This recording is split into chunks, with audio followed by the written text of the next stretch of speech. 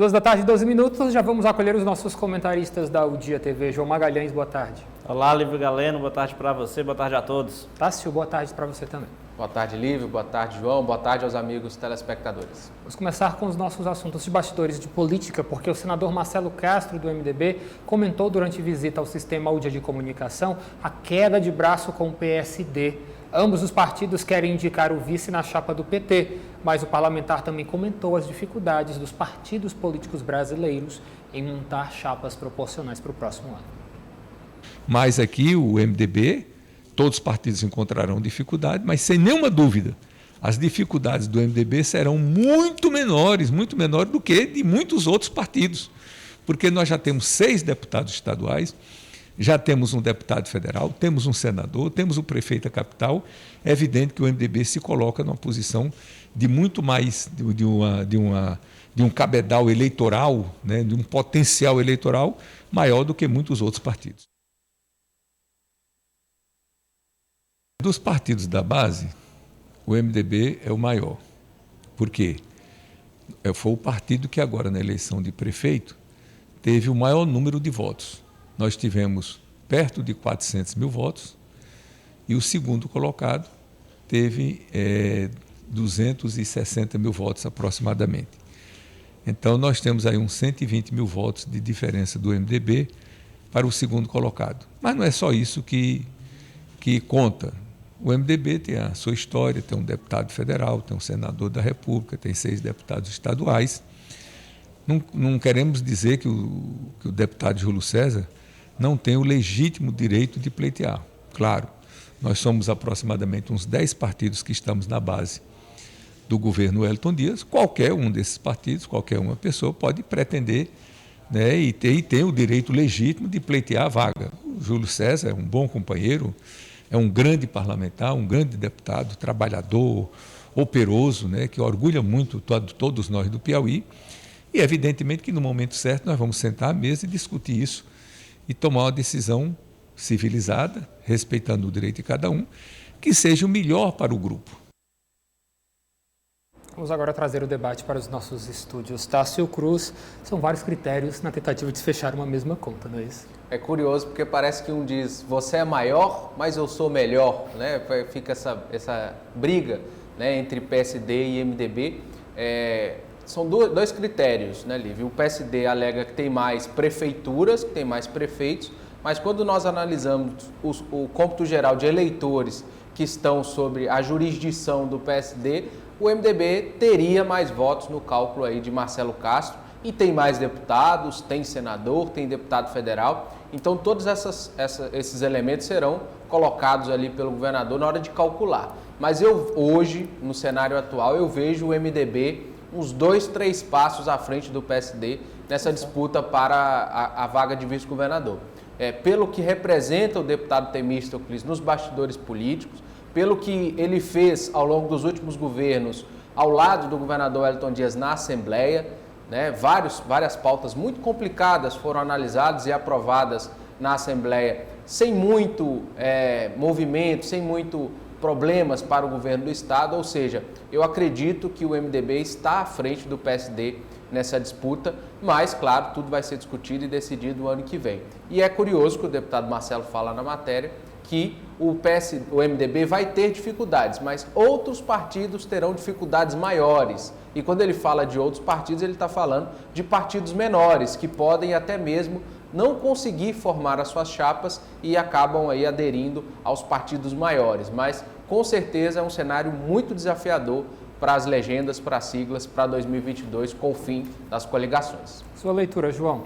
Olha, Lívia, é interessante porque cada um utiliza aqueles critérios que lhe favorecem. O PSD se apega aí à quantidade de prefeitos eleitos, o MDB a quantidade de votos que teve nas eleições passadas, mas eu acredito que o MDB esteja à frente exatamente por conta dessa capacidade que o partido teve nos últimos anos, além de ser um aliado fiel, um aliado que faz diferença, porque lá na Assembleia são muitos votos. O MDB tem uma bancada maior e numa eleição estadual, numa eleição majoritária, a gente sabe que o deputado estadual é aquele cabo eleitoral que de fato pode apresentar uma boa quantidade de lideranças políticas que fazem diferença na hora dos votos. Além disso, o MDB tem esses nomes estratégicos. Temístocles Filho já colocou seu nome à disposição. A gente sabe que em 2018 o governador Wellington Dias conseguiu tirá-lo da chapa majoritária por conta de uma estratégia naquele momento, mas será muito difícil isso se repetir agora, porque agora o Temístocles Filho, inclusive, já se antecipou,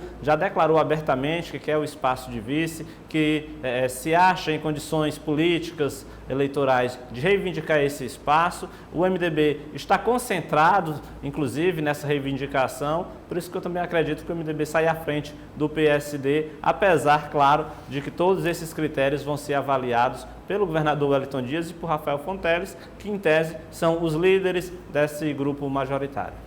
E o vereador pelo PDT de Teresina, Evandro Ide, de certa forma, abre as portas do partido para Kleber Montezuma e garante, se ele quiser, pode até assumir a presidência do partido, se lançando candidato em 2022 pela sigla. Teve, inclusive, algumas conversas com o professor Kleber Montezuma, que já foi secretário de Educação do município, foi candidato a prefeito, já foi secretário de Habitação, tem uma vasta história política e pública, de vida pública aqui na cidade de Teresina.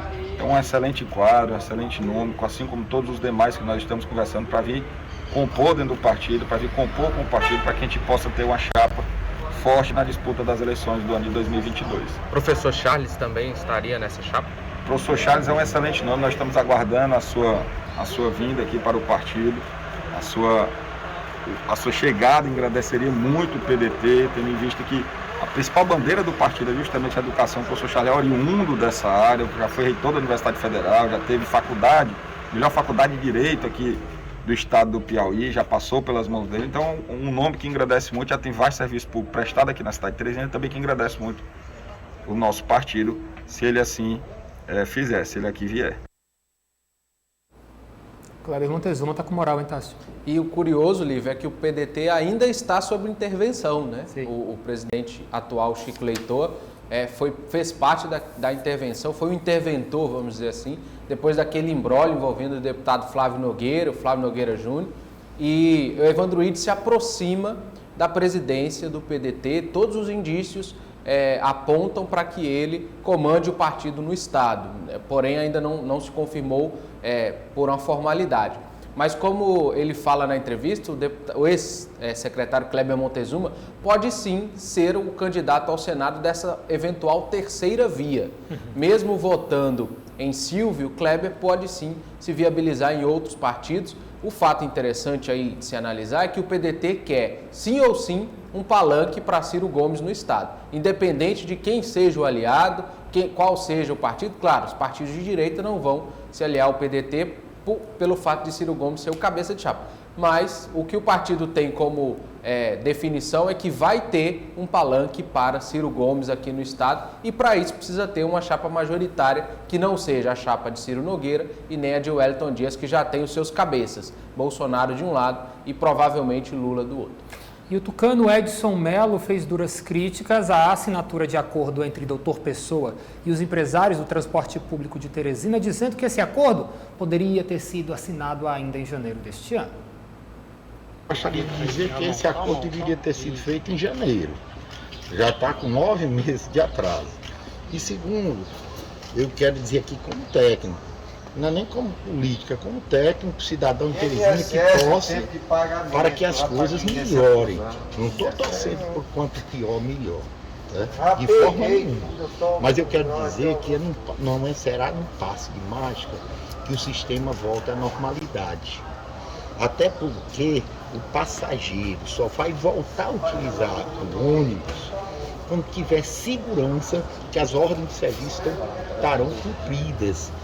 Quando o passageiro se deslocar para uma parada de ônibus, ter certeza que o ônibus vai passar, que não vai ficar esperando 1 ou 2 horas para depois até o ônibus não passar. Então isso é lentamente, gradualmente. E enquanto isso vai ter um custo não para o passageiro, eu espero que as passagens vão ser aumentadas, certo? Para o município, para o estado, de uma maneira geral, para que banquem esta oferta de ônibus para que o passageiro volte. A Teresina já chegou a transportar em torno de 240 mil passageiros dia. Hoje não chega a transportar 50 mil. O discurso da oposição começando a ser formalizado, João.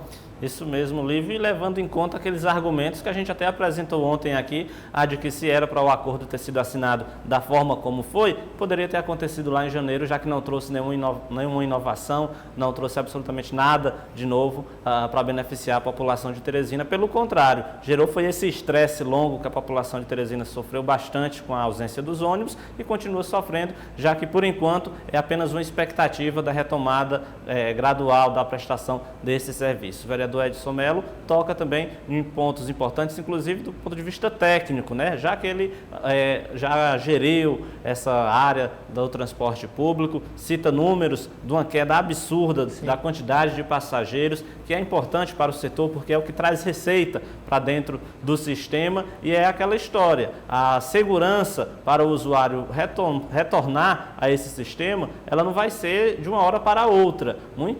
As pessoas foram obrigadas a dar o seu jeito de aderir a uma nova política de mobilidade na cidade, foram obrigadas a fazer isso, há um custo social muito grande, mas muita gente não vai voltar só porque haverá um aumento na quantidade de ônibus e isso com certeza vai prejudicar também essa questão do planejamento financeiro das empresas, a entrada de receitas no setor de transporte público de Teresina. É claro que a gente torce para que num prazo aí de alguns meses a população não sofra tanto como está sofrendo agora.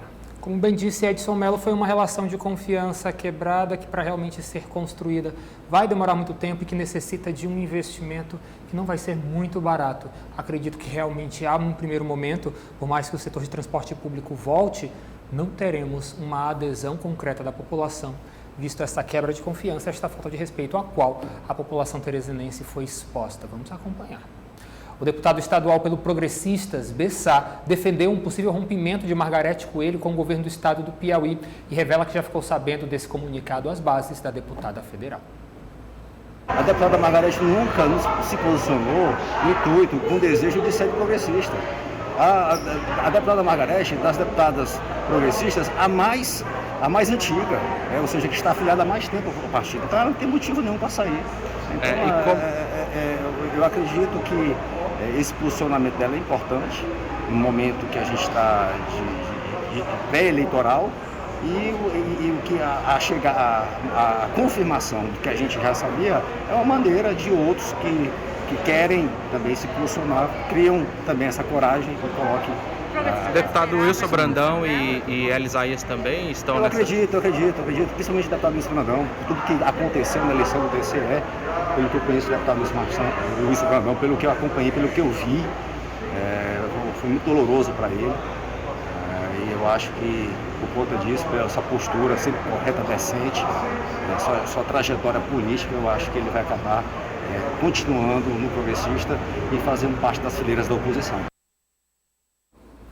Tá aí, João Magalhães, começa com você. Como é que você observa e analisa esta fala de Bessá garantindo Margarete sempre foi progressista? Olha, Lívio, de fato, a deputada Margarete, ela sempre circulou muito bem e sempre fez questão de dizer que é aliada política do senador Ciro Nogueira, que é seu líder no Progressistas, e também tinha uma liderança política do governador Wellington Dias, por conta de toda aquela relação estreita que foi conquistada entre os dois, inclusive ela, claro, ocupando o cargo de vice no governo anterior de Wellington Dias. Mas é fato que até mesmo por uma questão de cálculo político, de sobrevivência política, era um pouco complicado a deputada Margarete romper com Ciro Nogueira. Ela tem na sua linha de apoiadores progressistas raízes que certamente não acompanhariam ela caso ela permanecesse junto ao governador Wellington Dias. Então vai aí uma questão não apenas pontual, mas de militância. A deputada sempre fez questão realmente de levantar a bandeira do Progressistas, cumpre um papel de consultora jurídica do partido, sempre defendeu bandeiras relacionadas à ideologia do Progressistas, então não surpreende muito. Tanto é que já, de fato, a gente tem essas informações de bastidores também, que o espaço dela na estrutura do governo do Estado, de fato, está num prazo final.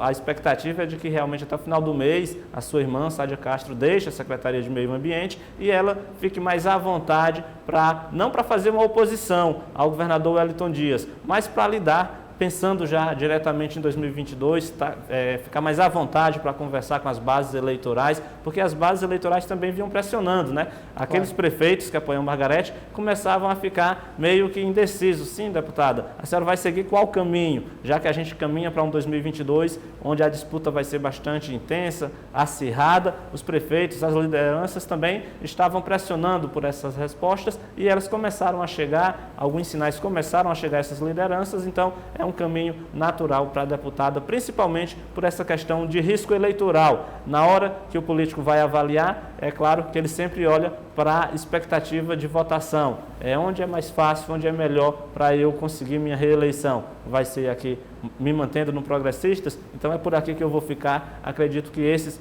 foram os principais argumentos que levam a deputada Margarete Coelho a tomar essa decisão. Sem contar também, Tássio, como você alertou e falava, nos lembrava na edição de ontem, Margarete tem uma relação, de certa forma, umbilical com progressistas. A família dela está lá. Sem dúvida, Lívia. E de uma máximas que a gente já falou aqui sobre essa situação que vale repetir.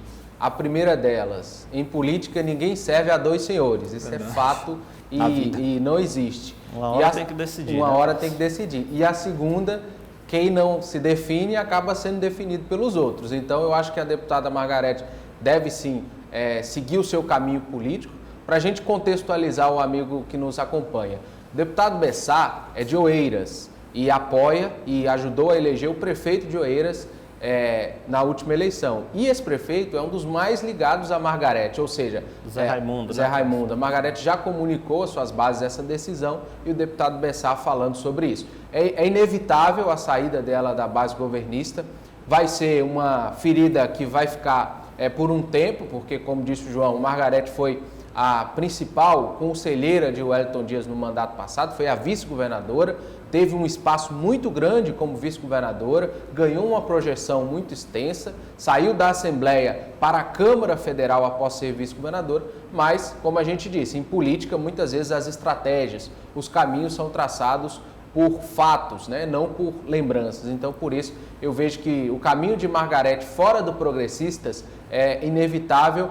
A única coisa que está pendente ainda é a forma como esse rompimento vai ser apresentado para a população. Uma parte tentando transparecer que não rompeu com a outra, para nenhuma das duas ficarem mal com a imagem pública, mas eu acho que é inevitável esse rompimento. Só para um efeito histórico, né, de comparação, é bom lembrar que nas eleições de 2018 sempre ficou aquela indefinição, Margarete Coelho vai seguir vice de Wellington Dias, não vai seguir, e essa decisão se arrastou praticamente há poucos meses das eleições, e quando a então vice-governadora Margarete Coelho percebeu que de fato não ia continuar naquele cargo, quem deu uma grande força na articulação política para que ela se tornasse deputada federal foi o ex-prefeito de Teresina, Firmino Filho, com o próprio senador Ciro Nogueira, né? Eles foram responsáveis por uma articulação política que fez a deputada ter uma votação muito expressiva na capital e em outras cidades, é claro que muito por conta da atuação política dela, que sempre se destacou, mas também por conta desse apadrinhamento que ela recebeu, muito claro, do então prefeito Firmino Filho e do próprio senador Ciro Nogueira, com quem ela mantém, sem dúvida nenhuma, uma relação de muita amizade construída ao longo de todos esses anos dentro do Progressistas. Então, para o assunto desta sexta-feira, porque o ministro da Saúde, Marcelo Queiroga, chegou na manhã de hoje a Teresina e, de certa forma, para participar da entrega de equipamentos para o Hospital Universitário. Vamos acompanhar. Hoje está sendo um dia festivo no Hospital Universitário da UFP. Em solenidade com o ministro da Saúde, Marcelo Queiroga, ministro da Casa Civil, Ciro Nogueira, senadores, deputados e a comunidade acadêmica da Universidade Federal do Piauí foram entregues novos equipamentos para a modernização do HU. A UF recebe com muita satisfação. Por quê? Porque a UF vai contribuir com a melhoria da qualidade dos serviços na área de saúde, principalmente atendendo aos nossos conveniados que vieram aqui, que vêm através do SUS. E esses equipamentos, eles são úteis porque são equipamentos que, além de ampliar o conhecimento da aplicação de determinadas técnicas mais modernas, vai melhorar a vida daqueles que nos procuram. O hospital recebeu um tomógrafo computadorizado, um mamógrafo digital 3D, 3 aparelhos ultrassom, uma torre para cirurgia laparoscópica e muitos equipamentos médicos e materiais cirúrgicos. Esses foram os equipamentos entregues aqui no Hospital Universitário. E eles têm o valor de mais ou menos 6 milhões de reais. Tudo indica que pode ser construído aqui no hospital um centro e alas para combate ao câncer. Até o final do próximo ano está com isso. Eu vou colocar os recursos para a construção de ala aqui.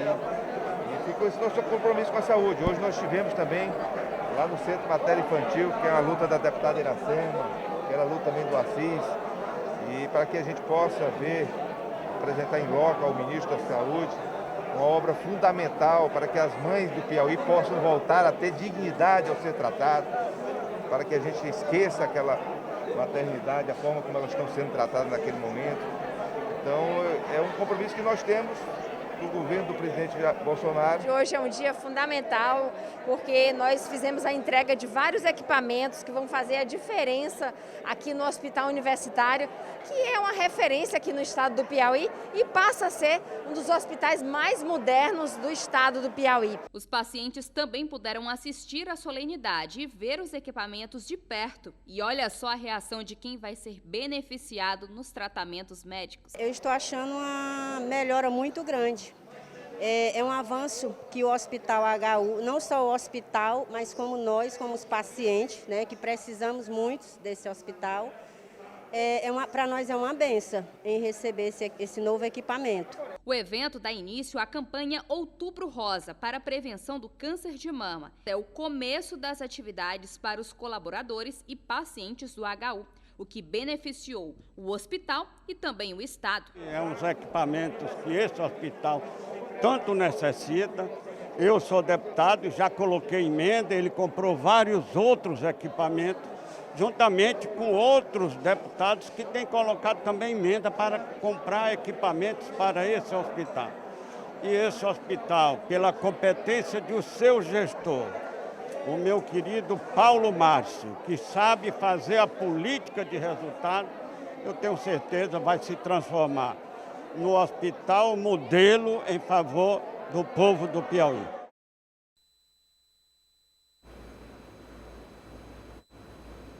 Bom, gente, vocês podem estar estranhando eu estar aqui agora, o Lívio estava, né? Ele se sentiu só um pouquinho mal, nada demais, tranquilizando família, amigos e telespectadores, mas precisou dar uma saída e eu estou aqui agora com vocês e com os meus colegas que vão me ajudar a conduzir aí a nossa nave, né? Bom, então vamos logo aqui com o Tássio Cruz, né? Tássio, vamos comentar então esse evento, que é um evento marcante, né? E que ganha pontos o governo federal, pelo que a gente viu. Sem dúvida, né, Ed? Estivemos lá para acompanhar o evento. O ministro primeiro visitou a maternidade em construção aqui na Zona Leste e posteriormente foi para o Hospital Universitário, onde entregou uma série de equipamentos para combate ao câncer de mama, né, para diagnóstico, nesse início de campanha do Outubro Rosa no Hospital Universitário. Além dessa parte burocrática, administrativa, né, de entrega de equipamentos, nós também acompanhamos a questão política da visita do ministro, né? Ele valorizando a campanha de vacinação, a estruturação dessa campanha de vacinação do governo Jair Bolsonaro em todo o país. Ele lembrava que cerca de 90% da população acima dos 18 anos já tomou pelo menos a primeira dose e, de certa forma, cutucando a oposição e criticando a narrativa que, segundo ele, estariam tentando construir de que o presidente foi contra a vacinação. Segundo ele, isso não ocorreu e revelando que espera em breve que a pandemia acabe. Então eu achei interessante esse ponto da fala dele, que revelando, citou até o poeta, né, Castro Alves, para falar sobre a liberdade que em breve espera que essa liberdade seja retomada. Outro ponto interessante, o ministro Ciro Nogueira pediu, apresentou ali a demanda de estruturação do setor de combate ao câncer no hospital universitário, e ele, fazendo um trocadilho, disse que o ministro pediu, o aparelho seria um acelerador para estruturar esse setor, e ele disse que ele vai possibilitar o acelerador porque o ministro é o amortecedor. Depois ele explicou a brincadeira, que o ministro tem feito esse trabalho junto à bancada federal, junto ao legislativo, ao judiciário, para dar estabilidade ao governo. Então foi um ponto interessante, e ele confirmou que até o próximo ano o equipamento deve chegar até o Piauí e o setor ser estruturado. Então o ministro falando também de forma bem política, mas também, claro, valorizando a estruturação e os equipamentos que foram, preciso destacar, adquiridos com parceria com a bancada federal, que destinou emenda, o senador Emmanuel Ferrer, deputado Júlio e outros deputados. Mas importante, ganhamos, Edna, nesse outubro em que tanto se fala de outubro rosa, ganhamos ferramentas importantes para auxiliarmos as mulheres piauienses nesse combate, nesse diagnóstico precoce que é tão importante do câncer de mama.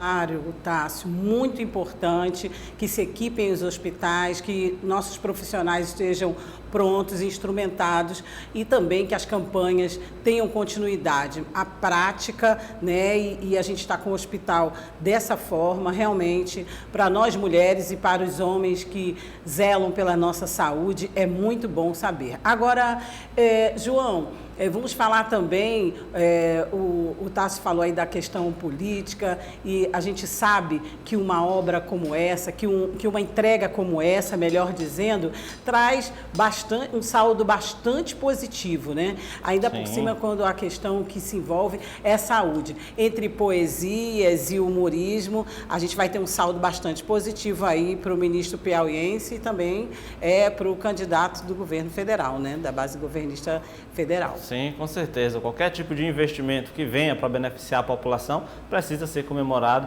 e reconhecido. E no caso do hospital universitário, é bom a gente destacar que ele vem cumprindo um papel importante no reforço ao atendimento de saúde pública aqui no estado, cumpriu um papel importante na pandemia, já tem uma atuação na média e na alta complexidade, e agora com mais investimentos, com mais equipamentos de ponta, com certeza isso tende a melhorar, e claro que a população, não só a piauiense, já que a gente mora em uma capital que atende também população de outros estados nesse setor da saúde, enfim, todo mundo acaba sendo beneficiado. Mas isso resulta também em um respaldo, em uma atuação política. É claro que a própria presença do ministro da Saúde era muito importante aqui no estado, serve como uma possibilidade, uma oportunidade para que lideranças piauienses, representantes políticos piauienses, integrantes da bancada federal, estreitem um relacionamento, apresentem reivindicações, destrave algum investimento que está previsto para o estado, mas a gente sabe que por uma questão burocrática, muitas vezes, acaba não chegando de forma rápida, e uma conversa com o ministro pode ser essencial para destravar algum ponto de investimento, e a população sai ganhando com isso. E também, dentro de todo esse bojo, com certeza o senador Ciro Nogueira acaba faturando politicamente, tendo em vista que é o ministro da Casa Civil, e a vinda de Marcelo Queiroga, com certeza, tem toda essa articulação do ministro piauiense. Então, é esperar e torcer para que os equipamentos comecem a entrar logo em operação e que a população piauiense seja beneficiada com a aquisição desses equipamentos. Esses comentários, só para vocês dois, não acham também que vai assanhar, vamos dizer assim, um pouco a esquerda, a oposição, melhor dizendo, nesse momento, quando verem, contabilizarem esses resultados? Olha, Edna e Tássio, a gente vive num país em que tudo é politizado, A própria pandemia em si foi bastante politizada, tanto é que o discurso hoje do ministro foi muito nesse sentido, O ministro Marcelo Queiroga tentou aí amenizar a imagem do governo federal no combate à pandemia. A gente sabe que o governo federal tem sofrido bastante, principalmente no âmbito da CPI lá no Congresso Nacional, e o ministro assumiu meio que um papel de tentar explicar para a população que o governo federal tomou algumas ações teve aí uma atuação técnica. É claro que isso vai ficar, para a gente ver o resultado disso, vamos ter que esperar um pouco mais como a população vai avaliar essas questões políticas, já que hoje, com certeza, a politização da pandemia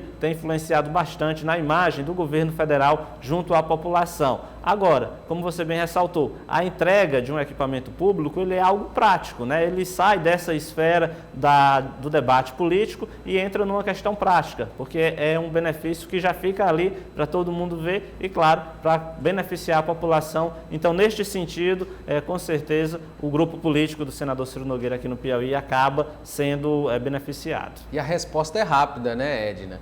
O governo do estado já anunciou para hoje à tarde a entrega de 200 mil doses, né, da vacina Coronavac adquirida junto ao governo de São Paulo. Trouxemos aqui o cronograma, ou seja, a base governista já se movimenta também para uma resposta.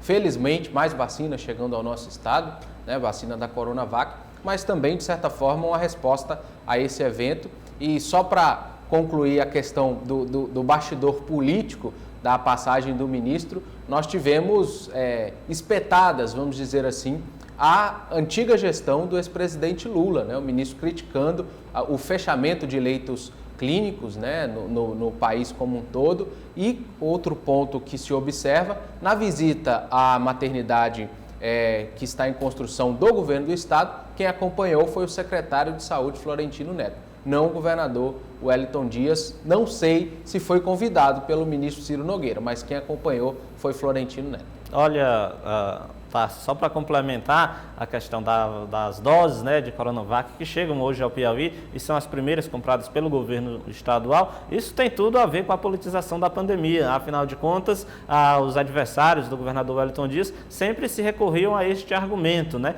de que o governador Wellington Dias pressionou o governo federal, pressionou o Ministério da Saúde pela aquisição de vacinas, mas que o governo do estado ainda não tinha, de fato, tirado dinheiro do bolso para fazer a aquisição de vacinas. E lá naquele encontro, que inclusive reuniu o governador Wellington Dias e o governador João Dória, e você participou representando o Sistema de Comunicação na coletiva de imprensa, ficou bastante claro o recado dos governadores para o governo federal, de que naquele momento eram os governos estaduais que estavam recorrendo a seus orçamentos para comprar uma boa quantidade de vacinas a ser distribuída pela população, e hoje tem a concretização desse ato com a chegada de 200 mil das 500 mil doses que o governador Wellington Dias comprou junto ao governo de São Paulo, junto ao Butantan.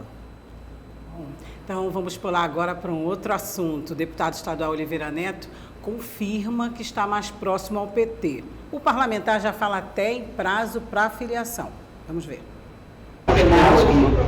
Sempre falo, nós temos uma boa relação com o Partido dos Trabalhadores, com todos os deputados aqui da bancada. Nós temos uma grande relação de amizade e parceria aqui nesta casa. E nosso nome foi acolhido pelo partido, nosso nome da deputada Elisângela Moura também foi acolhido para o partido, para no próximo ano, aí, quando abrir a janela, estarmos aí nos filiando no Partido dos Trabalhadores.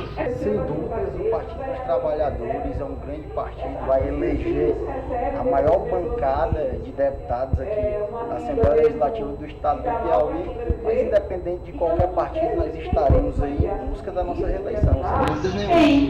E a cidadania, deputado, como é que fica o relacionamento? Já resolvido a situação no partido? Cidadania é um partido no qual fui eleito no meu primeiro mandato. Tenho uma gratidão muito grande pelo partido, pelo nosso presidente nacional, pelo então presidente Celso Henrique, um grande amigo, que nos ajudou, que nos convidou na época para o PPS. Hoje é o Cidadania, então só tenho a agradecer o Cidadania 23 e tenho inclusive uma conversa marcada aí com o nosso presidente estadual. Bom, meus amigos, quero ouvir aí a opinião de vocês. Tássio, com você, qual o comentário que você faz? Tá certo mesmo? Você sentiu firmeza aí? Ou vai mesmo para o Partido dos Trabalhadores? Estrada pavimentada, né, Ed? Para o PT, ele afirma aí no vídeo que o PT já o aceitou, o PT já aceitou ele e a deputada Elisângela que se filiam ao partido. Ele estava no Cidadania, o partido hoje se inviabilizou politicamente no Estado e ele deve sim se filiar ao PT. O pai já foi prefeito do PT, né? Mas enfrenta uma conjuntura agora, o deputado Oliveira Neto, muito diferente de quando se elegeu, né? Lembrando que ele foi um dos deputados menos votados eleitos, mas agora enfrenta uma conjuntura mais difícil, enfrenta mais dificuldade. Lembrando que o pai perdeu a prefeitura de Miguel Alves, né? E hoje chega, de certa forma, mais fragilizado a eleição. É um dos deputados que enfrentarão um caminho bem árduo para se reeleger, mesmo no PT ou em outra sigla. Então, portas abertas no PT para Oliveira Neto, mas caminho difícil de Oliveira Neto para sua reeleição. Olha aí, você concorda, João? Nós temos ainda um tempinho, gostaria de ouvir você aí. Prego batido, ponta virada? Olha, concordo integralmente com o Tárcio. É natural a ida dele para o Partido dos Trabalhadores. O pai dele, né, ex-prefeito de Miguel Alves, já era filiado ao Partido dos Trabalhadores. Então o PT tem restrições a alguns nomes, mas principalmente aquelas figuras políticas que nunca tiveram uma relação político-ideológica com a sigla, e também com aquelas parlamentares que têm uma boa expectativa, que têm a expectativa de serem bem votados. O deputado Oliveira Neto com certeza enfrenta problemas políticos, além do pai não ser mais prefeito de Miguel Alves, tá? É bom lembrar que a sua principal liderança no interior do estado era o Avelar Ferreira, ex-prefeito lá de São Raimundo Nonato, onde Oliveira Neto foi muito bem votado e hoje não terá mais o apoio dessa liderança lá na Caatinga, né, em São Raimundo Nonato. Então, com certeza, Oliveira Neto passa aí por um período complicado, vai precisar de muita articulação e correr atrás de lideranças em outros lugares para ter aí uma votação expressiva e continuar na luta por uma vaga lá na Assembleia Legislativa. O PT tem restrições a alguns outros nomes, mas no caso de Elisângela Moura, nenhuma, porque ela é do PCdoB, a gente sabe a relação histórica que os dois partidos possuem, e Oliveira Neto é filho de um ex-prefeito do PT, então é bem aceito no partido, vai vir, e a sua votação com certeza vai ajudar o partido a conquistar cadeiras. A grande briga mesmo de Oliveira Neto vai ser em relação à sua quantidade de votos. O cenário para ele de reeleição está um pouco complicado. Mas ganha um reforço aí, né? O Partido dos Trabalhadores. Ganha todo mundo pelo jeito. Bem, muito obrigada, João, pela sua participação e pelo apoio aqui. Por nada, Edna. Boa tarde para você, boa tarde ao Tárcio, boa tarde ao nosso telespectador. Certo. Muito obrigada, então, também, João e Tasso, pela participação. Grande abraço, Edna, e um abraço a todos os amigos de casa. Política do dia.